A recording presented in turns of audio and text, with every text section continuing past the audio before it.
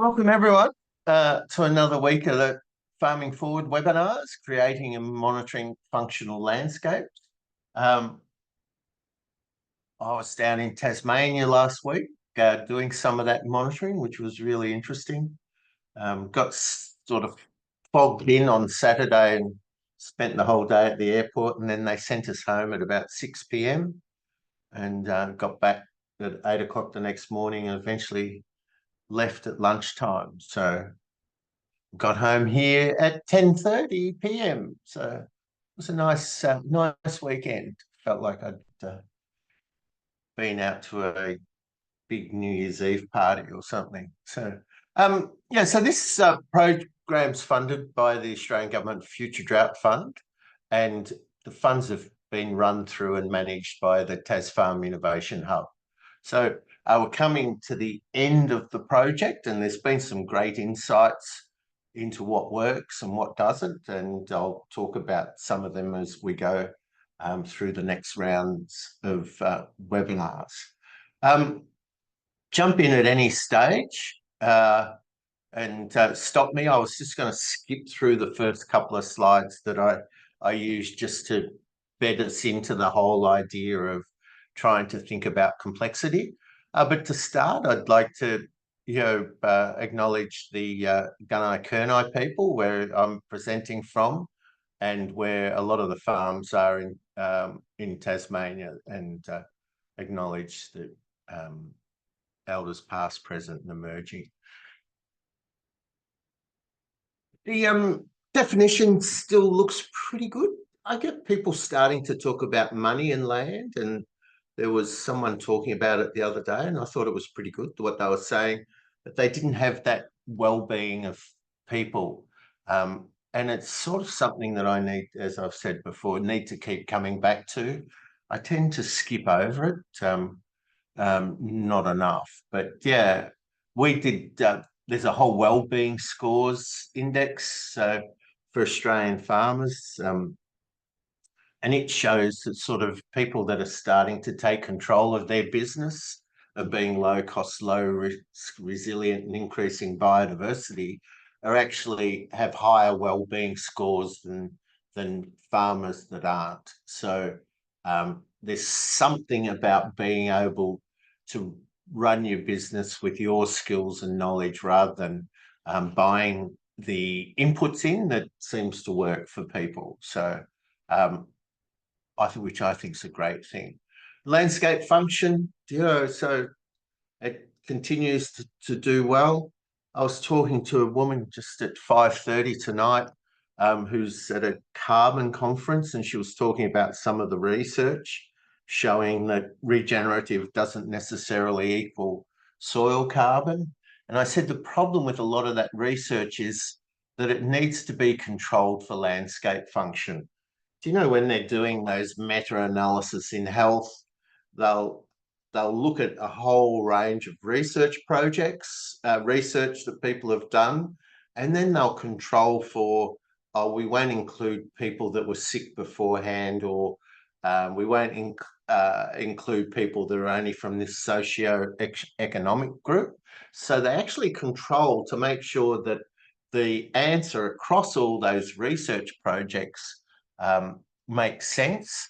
And I'm saying if it's not increasing landscape function, then it's not regenerative. So they need to control, because if you ask someone, anyone nearly, any farmer now, are you regenerative? They will say yes, whether they're increasing landscape function or not.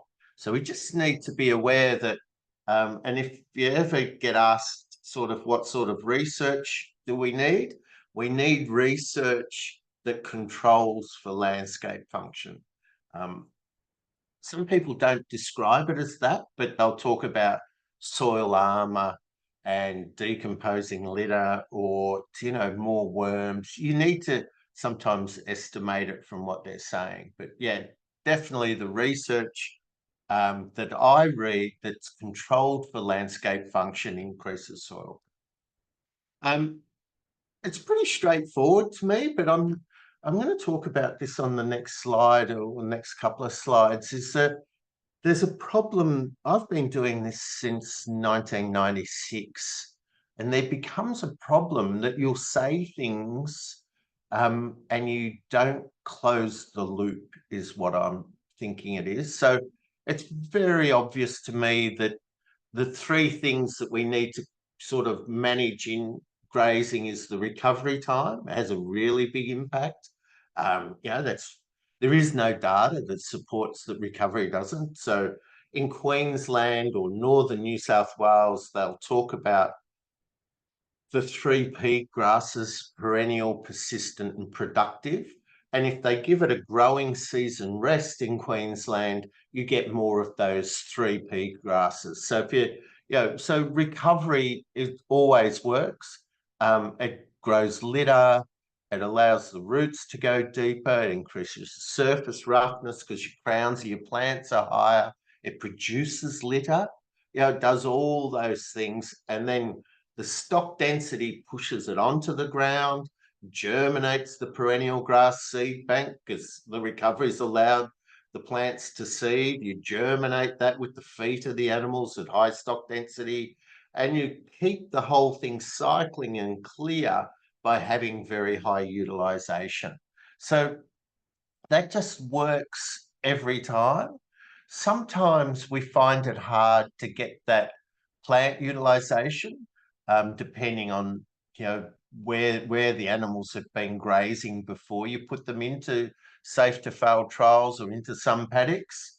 The classic example is putting sheep and cattle and horses onto recovered native grasses. In New South Wales, they'd always say, the animals won't eat the native grass. And I'd say, did you wean them onto it like you wean them onto grain? So if you wanted the animals to eat grain and not get health problems, you slowly introduce them to that and allow their rumens to adjust. And we need to do the same with fully recovered grass. So, and these are the big foundational things that we need to have going for us, so that we start getting less erosion, less runoff, less nutrients into waterways from the stability. The water doesn't flood. If you have poor water infiltration, you get droughts and flooding rains. I've heard that somewhere. And you need as much as you can to be generating your own nutrients by getting that biological activity to cycle the nutrients in the soil. And the one that I've spent a fair bit of time studying and talking about is nitrogen. You don't need to add nitrogen if you can get high enough landscape function. So that's the big key. Nitrogen's destroying the planet, and all they're trying to do is think of cleverer ways to grow, to use nitrogen. So there's a lot in this. I think of it as the answer to the world, but not everyone does. I thought it was a massive breakthrough putting this out of the front end of David Tongway's work, David Tongway and Norm Hidley's work. So is that okay? Is that all clear enough? There's some barriers to getting this to work. Sorry.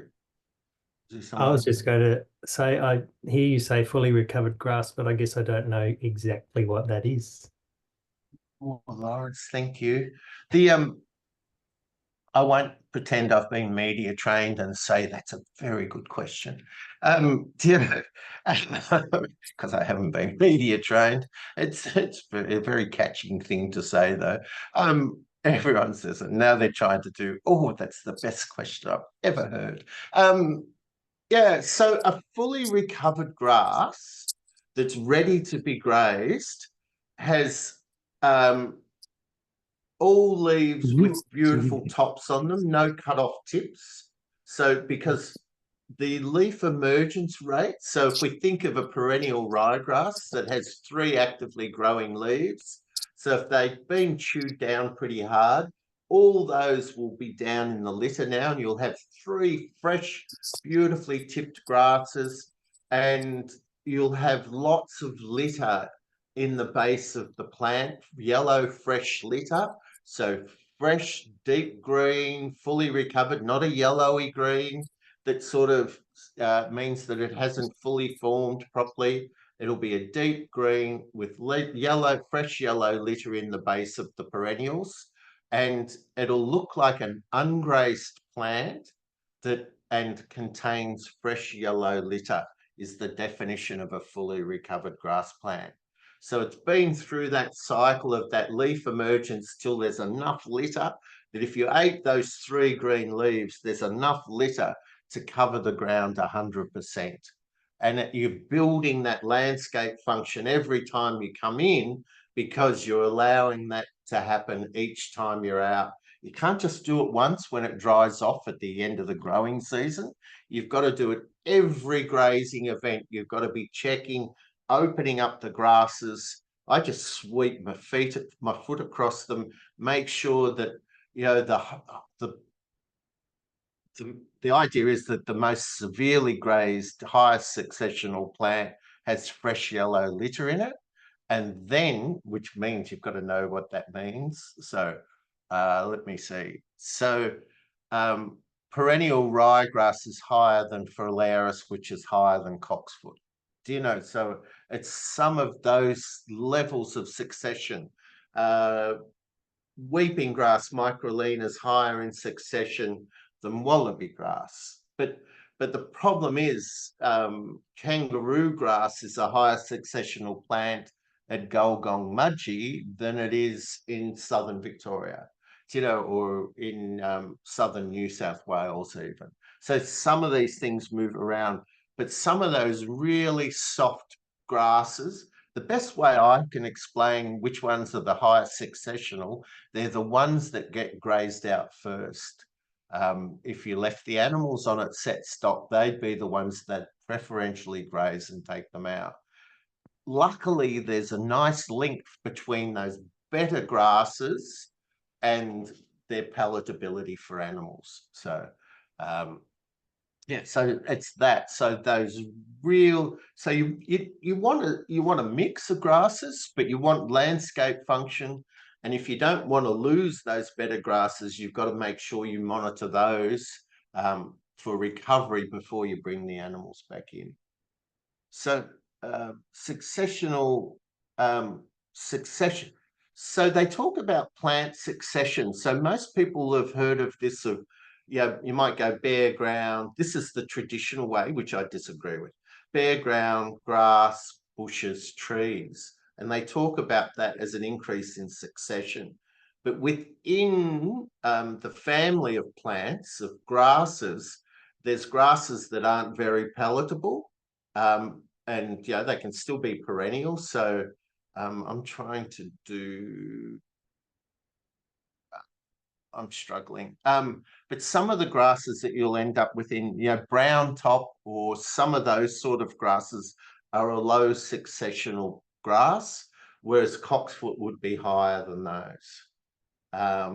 Serrated tussock is a low successional grass compared to cocksfoot. So what happens is in most areas, if you set stocking, they'll eat the cocksfoot, and then they give the advantage to the serrated tussock, and then it starts to take over and dominate.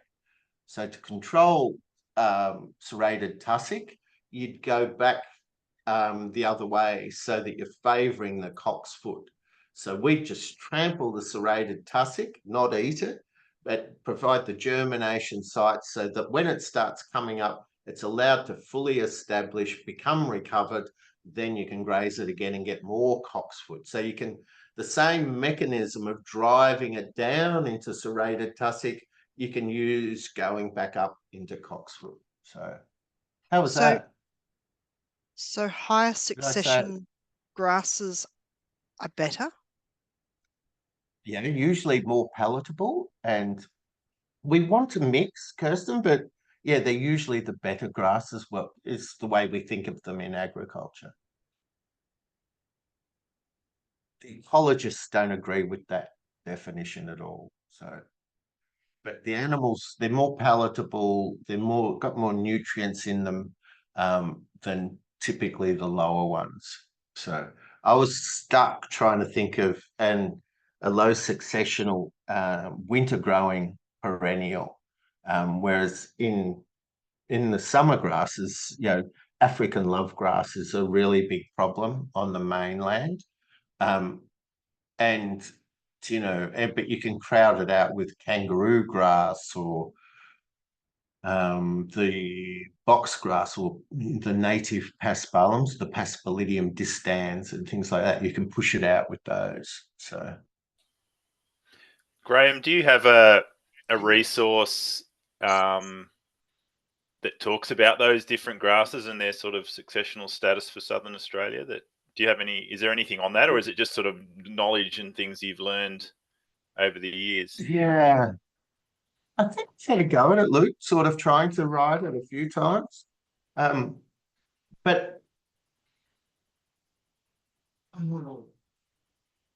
the secret to think about this is that those better grasses, if they typically get grazed harder when the animals are in there. So make sure they're recovered. If you want to keep that, look at those ones for recovered, fully recovered. And if you want to increase them, even do more so. So we had a phalaris paddock, just complete phalaris, and I wanted better grasses than phalaris. So the phalaris isn't a great grass in summer. So what I did was I tried the standard advice is that it's shading the better grasses. I proved that was complete nonsense. It's actually that you weren't allowing the space and creating the conditions to germinate the better grasses and then allow them to grow and establish. So what I did was I went deeper and whacked the phalaris, like grazed it as hard as I possibly could. And then that management provided gaps for the germination of the weeping grass and the wallaby grass and the perennial ryegrass. And then I watched them, and when they were fully recovered, I came and grazed it again. So that's the secret of shifting it to the population you want. There will always be a combination of recovery, stock density, and utilization that'll fix these things. So you need to have that in your head running. And then the technique is to do the safe to fail trials. How deep and heavy do I have to go? Because it's hard on the animals. And then how long before they're fully established so that when I come back, I increase their number rather than decrease their number. So, so it's a real process of doing that sort of management. So, but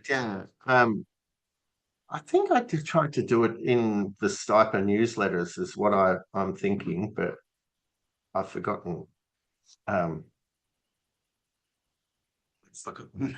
I get older, I forget what I did and what I said. So, so just those barriers to adoption. Everyone has individual barriers. I was trying to get Stephen Hobbs to explain that. Do you know that I thought it was because he couldn't see the financial worth in it and he couldn't see how he could get them to run through the auto drafter. That's a classic example of people that are working with you, that they're running one thing, and this is your problem, and you're running another thing, this is my problem. So, but these are some that I see sort of enough people, enough trials, a simple breeding enterprise because they don't make the animals that thrive, that no one selects for them or has studs. I'm trying to change that at the moment, but it's proving that can supply you with rams and bulls that actually thrive under this sort of management that regenerates and restores landscape function. You need a lot of paddocks. You need a lot of infrastructure. That's another big thing. So I said to Stephen Hobbs, I reckon he's a great case study because you know him, is stop subdividing paddocks because you're going to be 1,000 years old by the time you've got enough paddocks.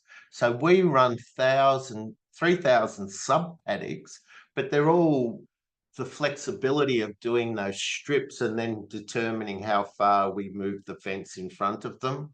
And then you've got to be able to get water to them. Mine knock up at 200 meters. So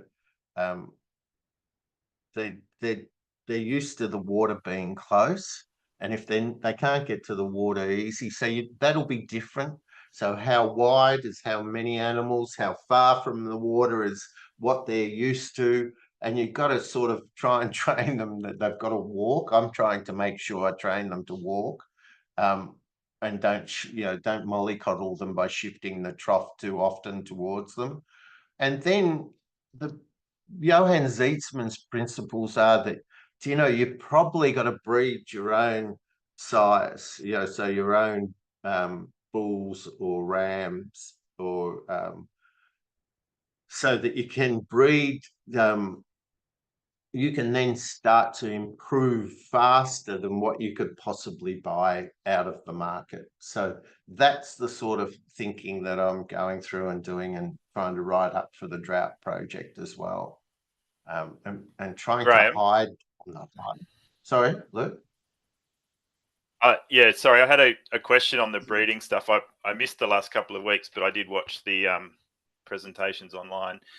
So if you just had a small, a few cows of your own, but you were looking to, if you wanted to, breed them, get them pregnant, what do you suggest in terms of like a bull, finding a bull? You're basically looking for something that's pasture age. What are your characteristics? And then the other question was on the, I think you were talking about some height to weight parameters, I think, in the cows. Is that essentially where you're looking for shorter, heavier, like you're breeding or trying to select for shorter, heavier cows? Did I get that right? Yeah, so yeah, you did. And it's both in the bulls and in the heifers. I think that research shows that the beef heifers were more fertile the higher that weight to height ratio. So and it's the same with the bulls. So what they're doing, like in South America and Africa and things like that, is they will pick a little group of bulls that fit that requirement at 12 months, and then they'll put them out and get them to multi-sire mate, and the ones that are the most dominant get to replace their genes, and then they repeat, rinse and repeat. So they're always trying to do that, but it does require numbers, Luke. I'd be thinking that it's very hard to find any bulls. In Tasmania, you've probably got more chance than anywhere else to find bulls that thrive under grass. They'll tend to be fine boned, and I never knew that. We've always chased, I was taught to chase sort of a heavier bone, but a lot of these early maturing, heavy for their weight, they look much like their legs are much narrower. They're not like a big, thick foreleg. It's actually a very fine looking bone. And I've asked a few times about it. Johann Zeitzman would describe the best bulls as 8 pounds of sugar in a 5-pound bag.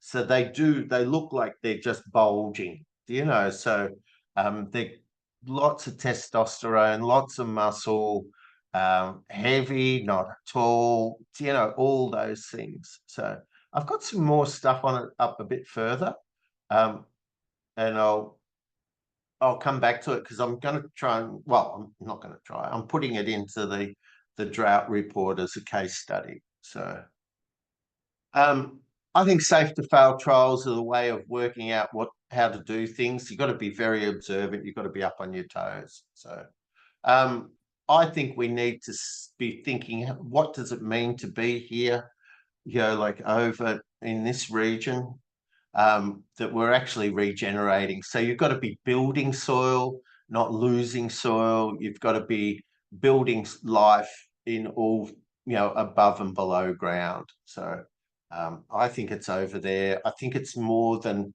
it's 100% ground cover with about 10% perennial grass basal area and slight decomposition of the litter. The really big thing between conventional ag and regenerative is the decomposition of the litter between the plants. So that's the secret. If they don't have that, they are typically not regenerative, because you can't grow enough soil under the 10% perennial mature perennial grasses to fill in what you're losing between the plants. So, and if you're losing topsoil, you're really not regenerating. So it should be stable. The water should run off clear, all that sort of stuff. Just a quick update. I went away to Tassie, as you well know, and stuff. So out of the last 22 days, I've had 11 of them off farm, and it comprised of a group of 7 and then a group of whatever 5 days that I didn't. And what I'm seeing is that when I'm here and moving them multiple times a day, I'll get really good animal performance on about 0.7 of a hectare with our mulch and our grass. If I stop them, I've got to give them a hectare or more, depending on what it looks like, for the same amount of days. And they typically look poor when I get back. So what they do, if you give them that week's worth of grass, first day they run around and eat all the good stuff. Then their rumens shift, and then they're working hard for the other 6 days. Excuse me. I think you can get away with daily moves. I don't see much success with 2 or more days, weekly moves and stuff. But the interesting thing is that it seems to be, and it's not as straightforward because it depends which area, and we've got saline areas and all that. But it seems to be something like I can get good animal performance moving them multiple times a day on 0.7 of a hectare, and I get not as good animal performance on giving them a hectare when they're in the same spot for a week or more than 3 days, really. So it sort of really does make a big difference. They're more competitive. A lot of the cows that sort of are struggling on the weekly moves, they come back into the mob now. Everyone gets with the program and they quickly adjust and start filling up again. So there is a definite benefit of doing it, just in terms of that recovery and how many you can do. It's just that idea I had. So when I read in Alan Savory's book that perennial grass can't drop its leaves, the world changed for me at that stage. But I think just because it changed for me, I've assumed too much that it changes for other people. So I was trying to just talk about it in terms of closing the loop. So, and then I got a bit distracted as I was writing this, I realized before I started. So it annoys me that they said that ruminants and grasses only evolved 25 million years ago and the trees have been here for longer. Those that know me, the dinosaurs were eating grasses 113 million years ago. So the dinosaurs, any dinosaur program and things like that, they're all walking around nipping on ferns and stuff. And that just made no sense to me. How can this 26-ton grazing herbivore survive on a few ferns? It just, the whole landscape's sort of bare with a few trees and a few ferns and stuff. It's just ridiculous. Like, how could it get enough to keep itself going? So I always argued about it with people and stuff, and I go, Jesus, I'm really happy that the researchers caught up with the reality of these things. But grasses have got their growth points low. So what I'm going to try and do is, what did I learn once I saw that? And the perennial grass can't drop its leaves. They evolved to be grazed. They co-evolved, grasses and grazing animals, over hundreds of millions of years. Now, I got distracted, sorry. When I was in the Midwest in the States, they came up to me at Smoko and said, "Oh, Graham, we don't believe in evolution." And then I got all fumbly with my words and stuff because I was trying to check whether I could say things. but they were very happy with co-developed. And I'd heard Alan Savory say co-developed, so I immediately went to co-developed, and everyone was happy. I go, oh, works for me. So yeah, so they've got their growth points low to the soil. They need to be grazed to stay healthy, and the litter to cycle, they need to be trampled. So a healthy perennial grassland in most seasonally humid environments are getting some sort of that disturbance of growth points being cleared, litter being trampled. If not, they choke themselves out. So they get too much litter, and they actually, the growth points stop being able to get light on them, and they'll die in the soil, and the roots die, and you'll tend to get a shift because the infantile tap roots of the woody plants like to go down in there and establish and come up. So when you're thinking about in Tasmania, blackberry, gorse, all those sort of woody weeds, they'll establish where you've got low landscape function, sort of not great healthy soils. Then you'll get the woody weeds. Where you've got high landscape function grasslands, that'll go to eucalypts and other trees and stuff. So the not understanding that they can't drop their leaves actually also clears up about sort of First Nations burning and their ability to clear that litter out and not kill the plants. So that's the secret skill, because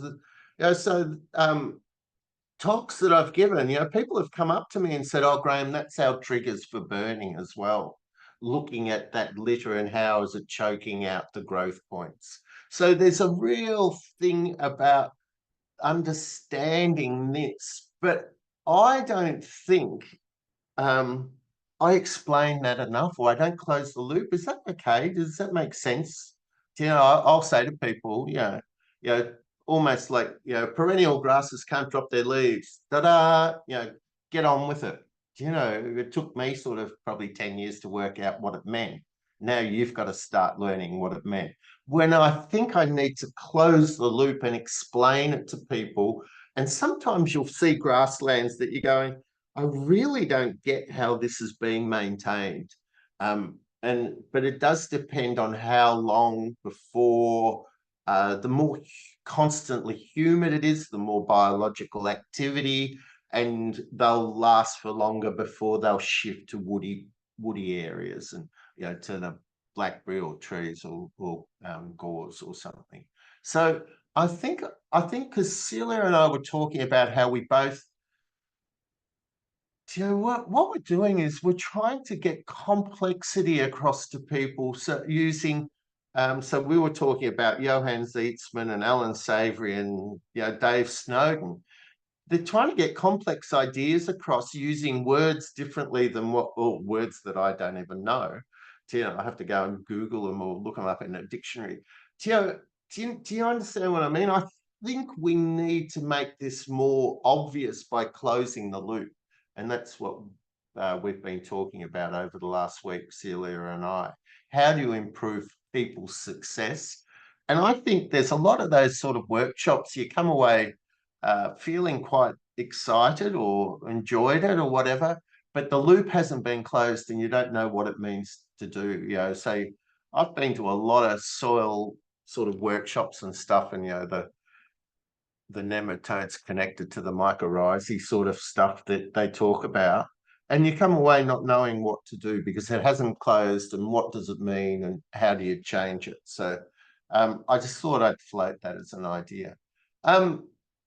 And I just thought I'd throw this in now so that you had a reference sort of that, grasses have moved back to the Cretaceous period when, those large dinosaurs were grazing it.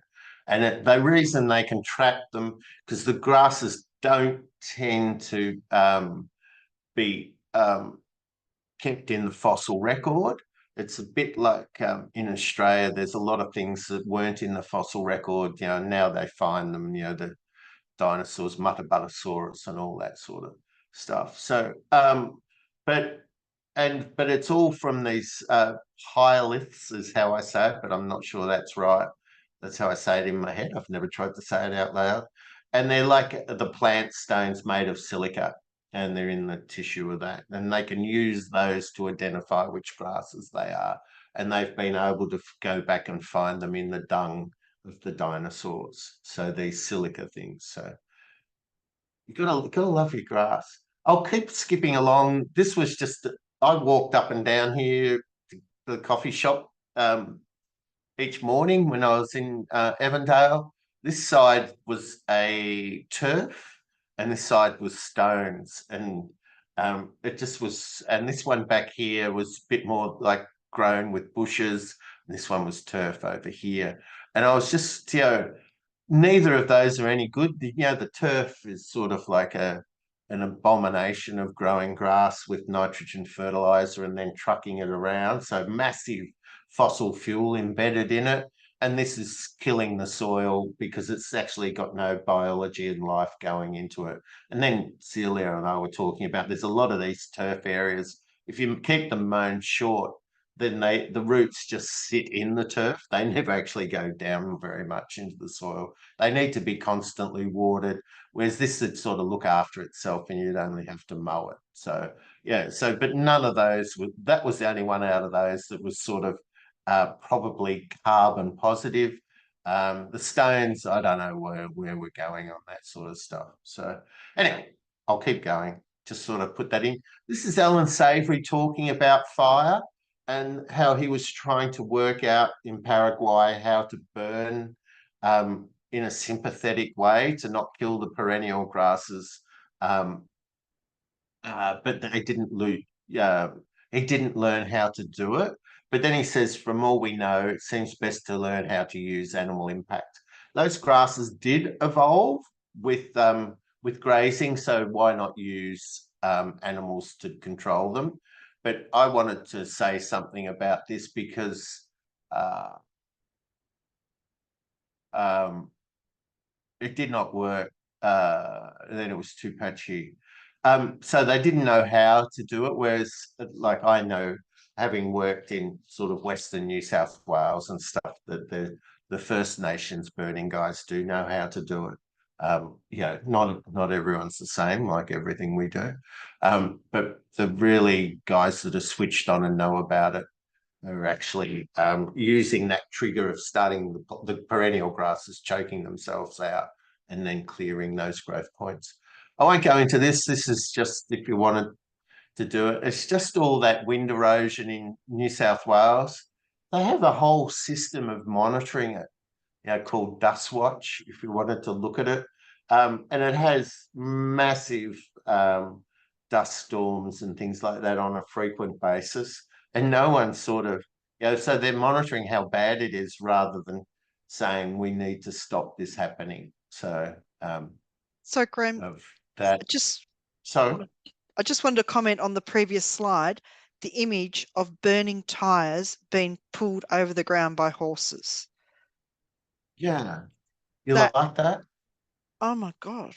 It's like, yeah, the smell and the horses dealing with it. It's like, wow. Yeah. No, I just thought. Yeah.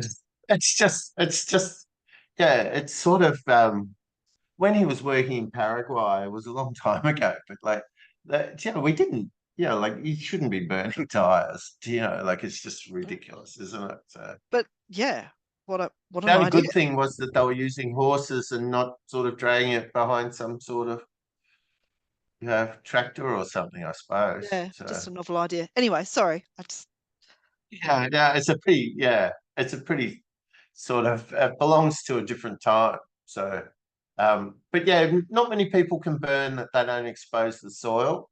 And that's why those cool mosaic burns, they don't burn the litter, they singe the litter and they don't kill the grasses. So all that Count Strzelecki's work through Victoria and Tasmania, and that just showed that we had massive soil carbon and organic matter when Europeans arrived. So, and the soils were very rich. So, but that's not what we've been taught. We've sort of ignored that. I think I've showed you that before, and I've talked about it. Body condition score, calving at first cycle, that kilograms per centimetre, and the calf body condition score at weaning, and then the same that calf kilograms per centimetre hip height. That's what I'm trying to work up a list. I'm still working on it, on what to do. I've lost something. I can't see the next slide over there. Just through this in, just sort of for a bit of interest. Do you know ruminants upcycle food that we can't eat into food we can eat? And 86% of their diet is inedible by humans. But chickens and pigs, 100% of their food tends to be edible by humans. So that's why when I say we're going to have to get off the chooks and the pigs, we're going to have to eat less pig and less chook, people get really upset. I texted into the Victorian Country Hour about, I'm sure you would have picked up that we've got bird flu in the chicken farms. And I just wrote in and said how, asking the question, is there any of the pastured poultry and eggs people, have they got any of the bird flu? Because like my whole thesis on that is that my hypothesis is that you keep animals in slum conditions, they get sick. So, but yeah, so this is, I'm thinking that we need to do that, but we need to reduce this. I just can't see the point in feeding grains, but not everyone agrees with me, so yeah. And this was the Johann Zeitzman thing that I'm trying to work on. And while I was sitting in Launceston Airport on Saturday, I sent this to his group.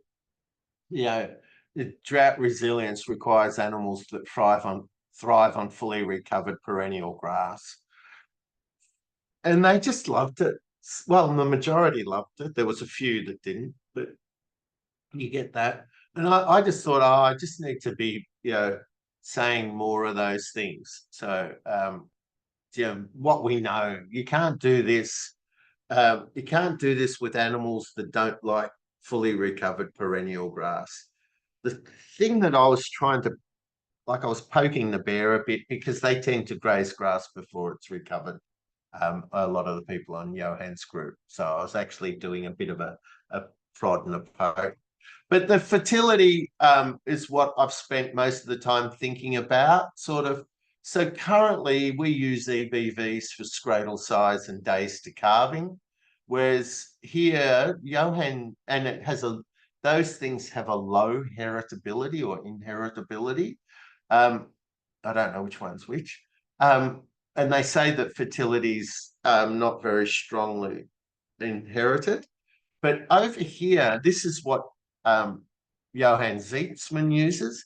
He uses intercalving periods. So he selects animals that are having calves less than or equal to 12 months, so that the days between calves are 365 days.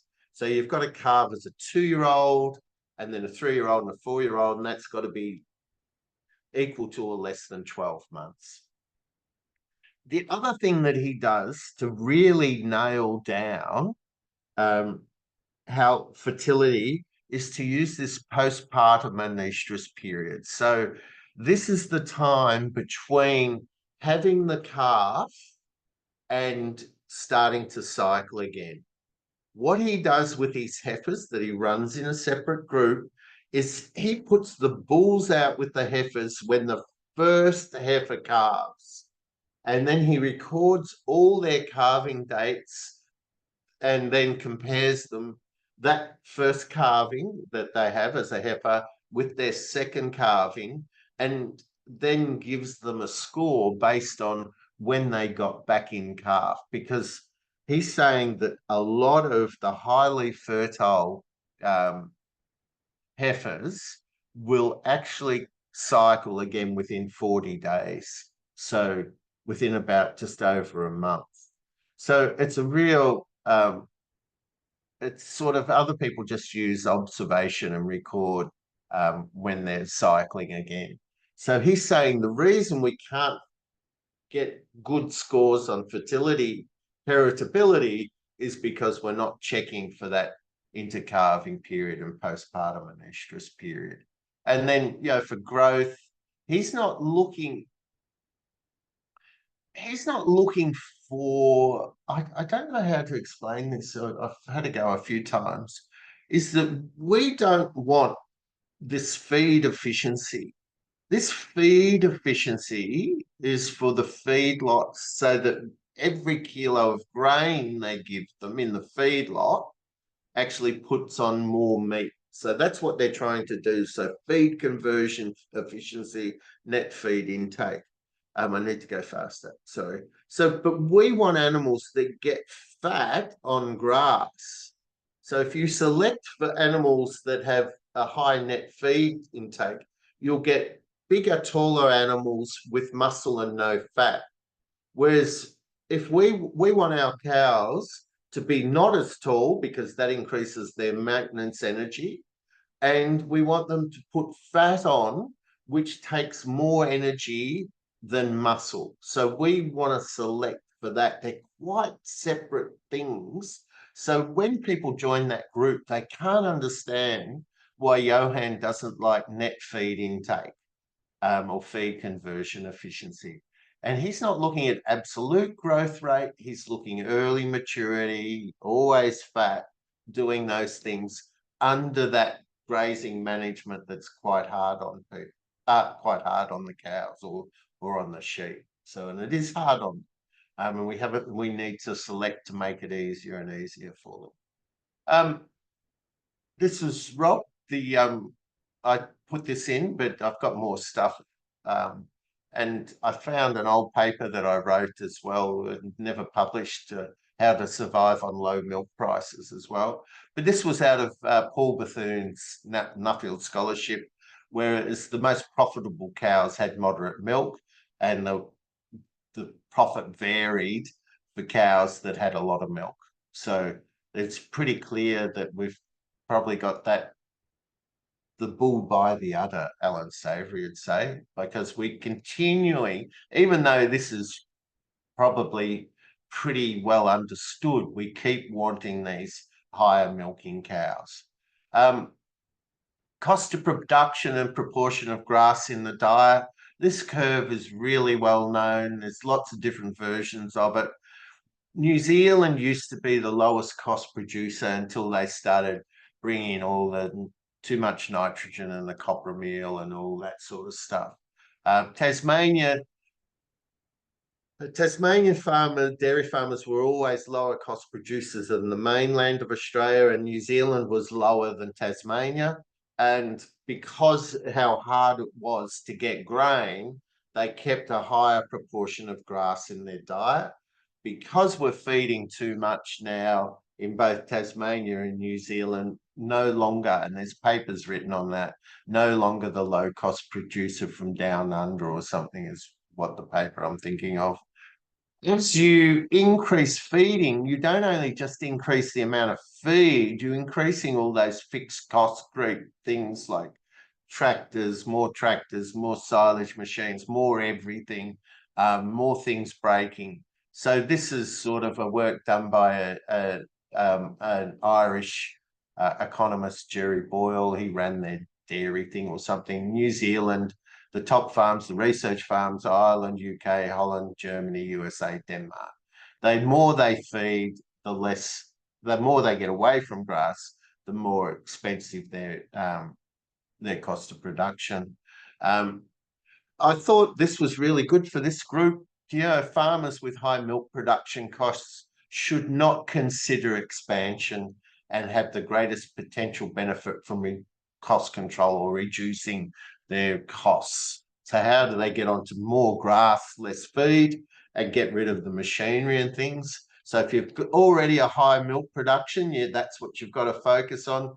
If you're already a low milk production cost, then you can, if you increase the grass component without spending money on capital investment, then that'll increase your returns. I just thought that was really insightful. So where are you? Are you a high cost producing milk producer, then control that. If you're a low cost already, then look at sort of increasing output through more grass.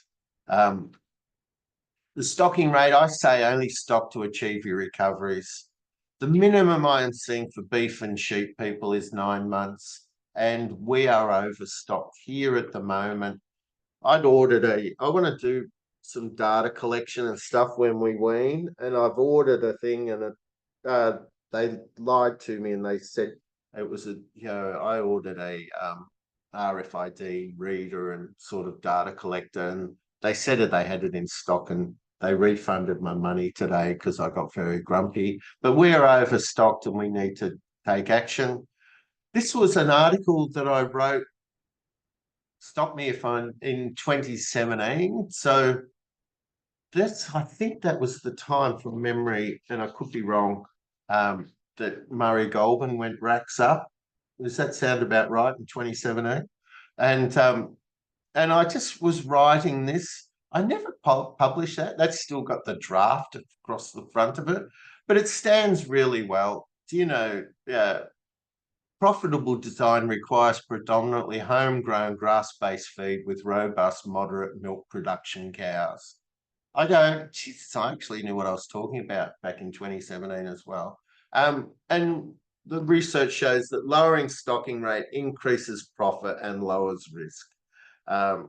And contemporary grazing management, which we'd be calling in this group regenerative, so increasing perennial grass density and basal area with decomposing litter in the intertussock space, sounds pretty familiar, increases nutrient cycling, lowering the need for high levels of inputs.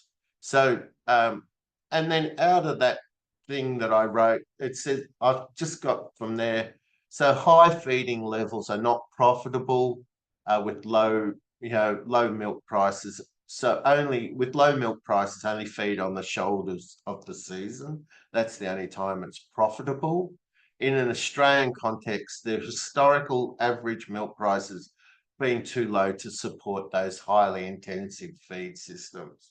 So I'm really interested, with those shedded dairies and things like that. Just what's going to happen as that the average milk price over time, whether it's going to work for people.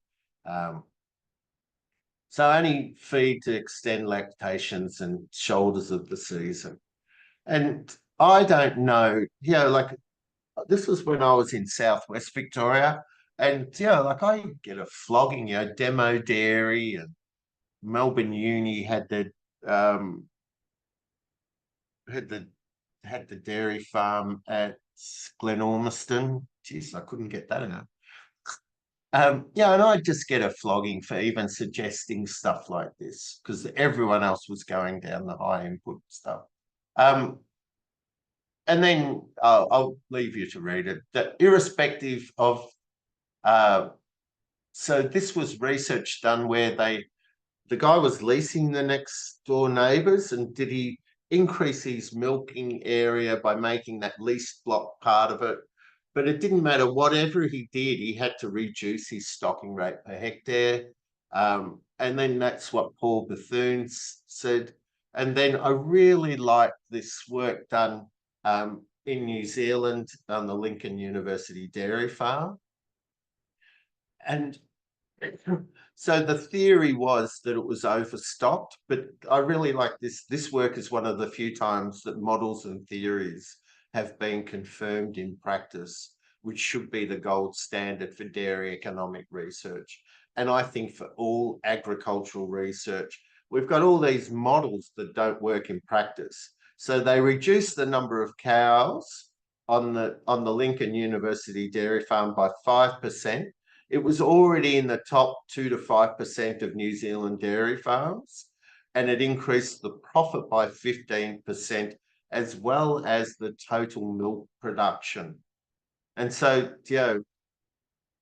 it's like we've got this thing that happens, and I don't understand why it's such a universal, that people want more animals.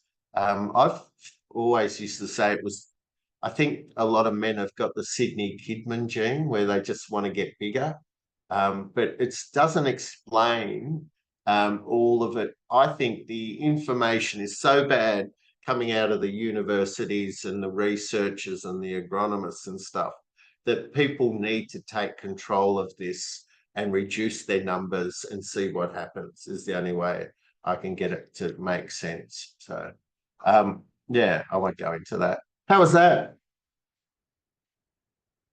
Yeah, that was excellent. Thanks, Graham. I need to go over all that material. Yeah, and I've got the original papers and stuff. I'll send it out if people are interested, the draft article that I wrote. It should be published, I reckon. So maybe we throw it up on the Rant website and see what happens. See whether agribusiness comes looking for me. So they always threaten to, they never have. So but yeah, it's just ridiculous. So the reason I say that it's not as simple as the Kidman gene is that it's too universal. This is through cropping, all the sheep, all the beef, all the dairy. Everyone thinks more is more. And we've been pushed down this production thing all the time, when actually for most farms, less is more. And I just don't get why it doesn't catch on.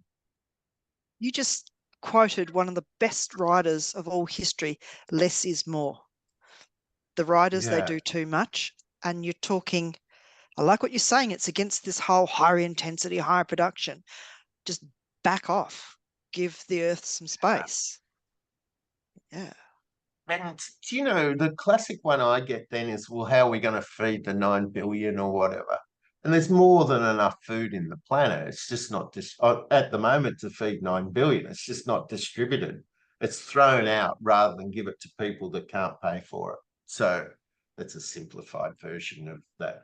I could go on, but it's